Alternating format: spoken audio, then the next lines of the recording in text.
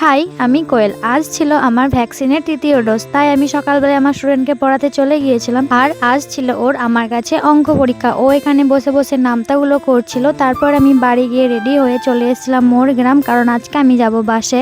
আজ মনোতোষ আমাকে নিতে আসতে পারবে না, কারণ ওর একটু কাজের চাপ আছে। তারপর আমি কেতুগ্রাম চলে যাই, তারপর মনোতোষ চলে আসে। এখানে আমার ভ্যাকসিনও কমপ্লিট হয়ে যায়। আর আজকে আমি একটু বেশি ব্যথা পেয়েছিলাম, সেটাই আমি মনোতোষকে বলছিলাম। তারপর এখানে আমরা আখের রস খেয়ে নিই। আখের রস খাওয়ার পর আমি চলে যাই আমার শ্বশুর বাড়ি, কারণ আমি এই কদিন ইনজেকশন নেওয়ার পরই আমি শ্বশুর বাড়ি যাচ্ছি। ওখানে ভাত টাত খেয়ে বিকেলবেলায় বাড়ি চলে যাচ্ছি। আর আজকের আকাশটা খুবই সুন্দর ছিল, হালকা হালকা বৃষ্টিও পড়ছিল, দারুণ লাগছিল। তারপর আমি চলে যাই ওদের বাড়ি, ভাত খেয়ে নিই। ভাত খাওয়ার পর বিকেলবেলায় দেখি যে বৃষ্টি পড়ছে, তাই আমার আর বাড়ি আসা হয় না। আর এদিকে মনোতোষ কাজে চলে যায়। তারপর দেখি সন্ধ্যাবেলায় চলে আসে বাড়ি। তারপর আমার জন্য দেখি এখানে কাচের চুড়িও নিয়ে এসছে।